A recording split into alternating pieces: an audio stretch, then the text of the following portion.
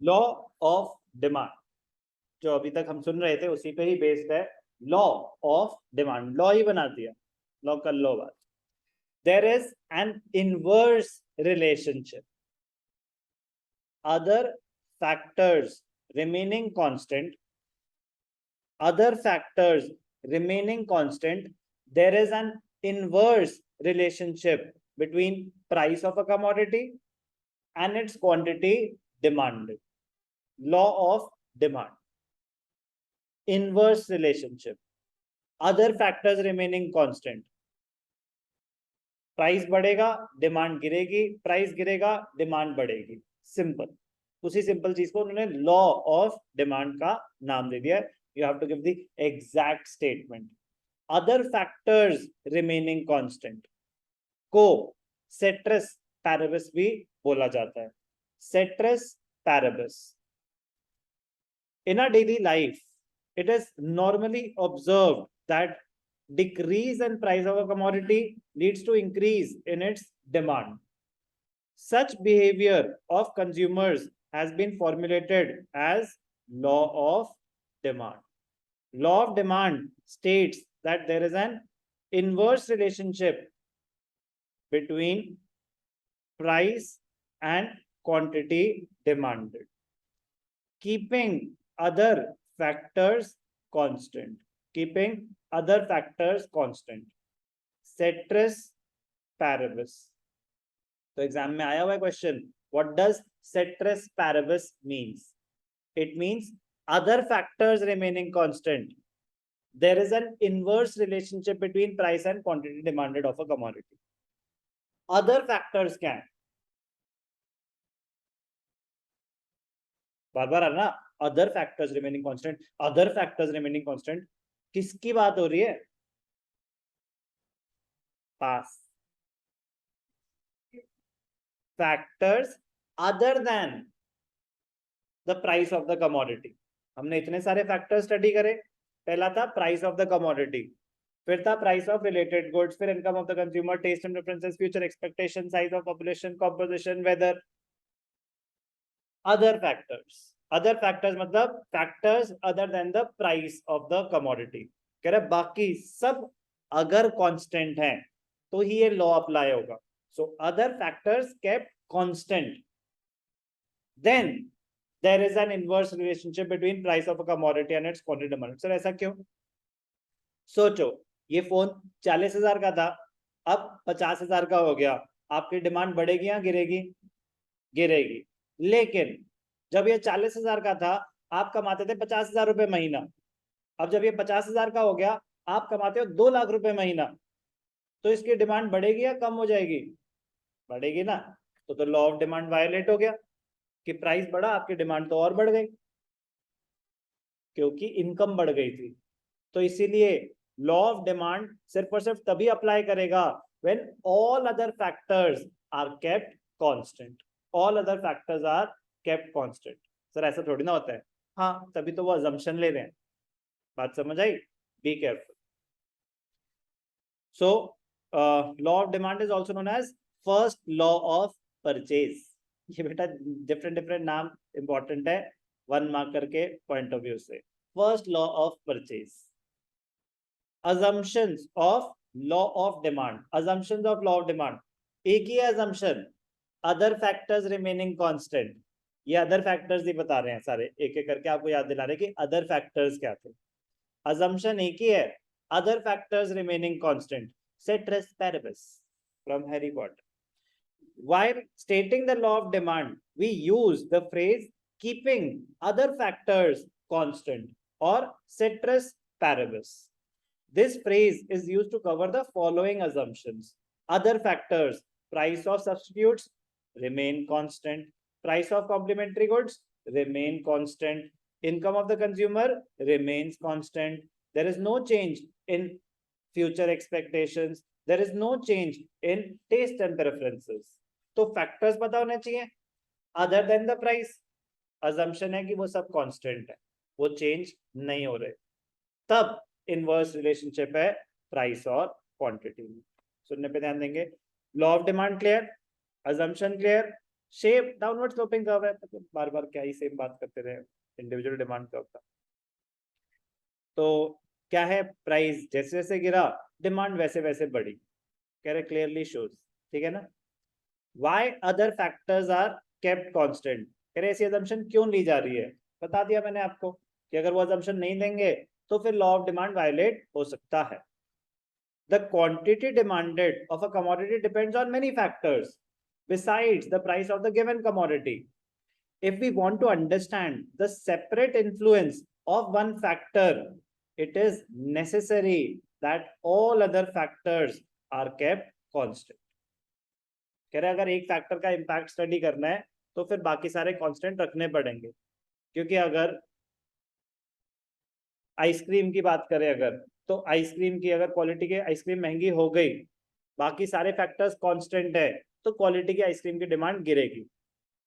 लेकिन आइसक्रीम की बढ़ गई वैल्यू, बट बाकी सारी कंपनीज के आइसक्रीम की प्राइसेस और ज्यादा बढ़ गए, तो फिर जरूरी नहीं ना कि इसकी डिमांड गिरे, क्योंकि वो तो जो बाकी खा रहे थे वो भी अब क्वालिटी खाने शुरू कर देंगे।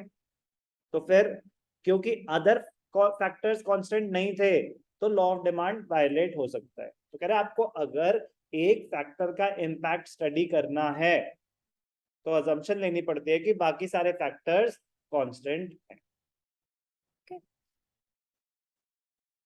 Therefore, while discussing the law of demand, it is assumed that there is no change in other factors. कोई भी doubt? Clear? So, important facts about law of demand. There is an inverse relationship. Important है qualitative, not quantitative. It makes a qualitative statement only. मतलब there is an inverse, सुनेंगे ध्यान से, कह रहे qualitative not quantitative. Law of demand ये बोल रहा है, ध्यान से सुनेंगे, प्राइस बढ़ा डिमांड गिरी, कितने से, ये लॉ ऑफ डिमांड बता रहा है। कह रहे ये तो कंज्यूमर के बिहेवियर पे डिपेंड करेगा, नेचर ऑफ द कमोडिटी पे डिपेंड करेगा कि वो नेसेसिटी है या लग्जरी है। लग्जरी है, प्राइस थोड़ा सा बढ़ा, कह रहा भाड़ में जाए, खाएंगे ही नहीं हम, मार थोड़ी ना जाएंगे।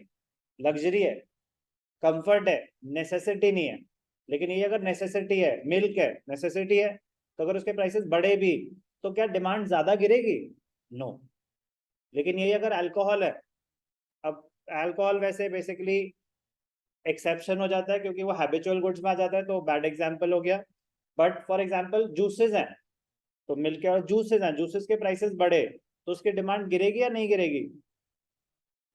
थोड़ी या काफी, क्योंकि वो नेसेसिटी नहीं है। तो मिल्क नेसेसिटी है, तो वो कह रहा है कि लॉ ऑफ डिमांड ये बोल रहा है कि प्राइसेस बढ़ेंगे तो डिमांड गिरेगी। मिल्क के प्राइसेस बढ़े डिमांड गिरेगी, कितने से, क्या लॉ ऑफ डिमांड बता रहा है? नहीं। कोक के प्राइसेस बढ़े तो कोक की डिमांड गिरेगी, कितने से, क्या लॉ ऑफ डिमांड बता रहा है? तो law of demand is qualitative in nature, not quantitative. उसी को क्वांटिफाई करने के लिए हम स्टडी करते हैं इलास्टिसिटी ऑफ डिमांड। वो क्वांटिफाई करता है कि कितने से। लॉ ऑफ डिमांड बस बताता है कि there is an inverse relationship, कि प्राइस बढ़ेगा डिमांड गिरेगी, प्राइस गिरेगा डिमांड बढ़ेगी, कितने से वो लॉ नहीं बताता। Okay, so can we say that it is qualitative not quantitative? Line समझ आई ना? इंपॉर्टेंट क्वेश्चन है, था वैसे क्वेश्चन यहाँ पे भी, law of demand is a qualitative statement. Comments, ठीक है ना? तो ये प्लीज स्लाइड पे कुछ क्वेश्चंस डाले गए हैं आपके रिवीजन के लिए, तो उनको ढंग से करोगे तो कॉन्सेप्ट साथ साथ होता जाएगा। लास्ट में भी होंगे स्लाइड के, बट बी केयरफुल।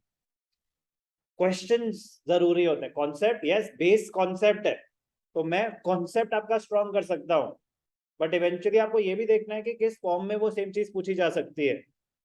जैसे आपको सबने पढ़ लिया इंडिविजुअल डिमांड शेड्यूल क्या होता है, मार्केट डिमांड शेड्यूल क्या होता है, इंडिविजुअल डिमांड फंक्शन क्या होता है, मार्केट डिमांड फंक्शन क्या होता है, इंडिविजुअल डिमांड कर्व क्या होता है, मार्केट डिमांड कर्व क्या होता है, सब कुछ पढ़ लिया। लेकिन एग्जाम में क्वेश्चन आया कि why is market demand curve flatter as compared to individual demand curve. तो अगर आपने अलग से नहीं कर रखा तो अटक सकते हो कि नहीं अटक सकते? तो ये कह रहा हूँ कि कॉन्सेप्ट के साथ क्वेश्चंस करने भी जरूरी होंगे, ताकि दोनों चीजें, अंडरस्टैंडिंग भी और एग्जाम भी, दोनों अच्छे से हो सके। सो इनवर्स रिलेशनशिप पे तो कोई डिस्कशन की जरूरत नहीं है. क्वालिटेटिव क्वांटिटेटिव इंपॉर्टेंट था, बता दिया. It makes a qualitative statement only, that is it indicates the direction. Price बढ़ेगा, डिमांड गिरेगी, प्राइस गिरेगा, डिमांड बढ़ेगी, डायरेक्शन तो बता रहा है, but does not indicate the magnitude. कितने से वो नहीं बता रहा. No proportional relationship, it does not establish any proportional relationship. Proportionate change नहीं बता रहा कि 10% से 20% से between change in price and resultant change. If the price rises by 10%, quantity demanded may fall in any proportion. Price बढ़ गया 10% से, तो quantity demanded कितने से गिरेगी? हर्षिता कह रहा है ऐसा कुछ नहीं पता, हो सकता है 1% से गिरे, हो सकता है बिल्कुल ना गिरे. एक्सेप्शन भी होती है, मेडिसिन का, लाइफ सेविंग ड्रग्स, प्राइस बढ़ा तो क्या जरूरी है डिमांड गिरेगी? नो. और ऐसा भी हो सकता है कि 50% से गिर जाए, कि बिल्कुल ही यूजलेस चीज थी, कि बस आप शौक में ले रहे थे, तो बढ़ गया, चल भाड़ में जाओ, मैं लूंगा ही नहीं अब, because it is not a necessity. तो point, no proportional relationship, one sided. Law of demand is one sided as it explains, only explains the effect of change in price of the price on the quantity demanded. It states nothing about effect of change in quantity demanded on the price of the commodity. Price change होने की वजह से quantity demanded पे क्या impact आएगा वो study कर रहा है. क्वांटिटी डिमांडेड चेंज होने से प्राइस पे क्या इंपैक्ट आएगा वो नहीं स्टडी कर रहा. आपका डिमांड चेंज हो रहा है, उससे प्राइस पे क्या इंपैक्ट हो रहा है वो नहीं स्टडी कर रहे. प्राइस अगर चेंज हुआ तो आपकी क्वांटिटी डिमांडेड पे क्या इंपैक्ट आएगा वो स्टडी हो रहा है. चाहे तो इस पे बड़ा वो डीप क्वेश्चन बना सकते हैं, बट वन साइडेड का मतलब समझ आया. We are only studying the impact of change in price on the quantity demanded. We are not studying the impact of change in quantity demanded on the change in price. समझ आई बात? कोई doubt? नहीं होता ना, नहीं. आपकी demand change हुई तो क्या मार्केट में प्राइस चेंज हो जाएंगे? समझ आई बात? मार्केट में प्राइस चेंज होंगे तो आपकी डिमांड चेंज हो सकती है. Clear? No individual is big enough to influence the price of the commodity. तो वो ये कह रहे हैं हम प्राइस का इंपैक्ट स्टडी कर रहे हैं, चेंज इन प्राइस. क्लियर है ना अभी? तो इट इज नॉट इम्प्लाइड कि बोथ वेज चल रहा है, वन साइड. इसलिए उन्होंने स्पेसिफाई करा it is one sided. Change in price की वजह से क्वांटिटी डिमांडेड कैसे चेंज हो रही है वो स्टडी हो रहा है. Very very important.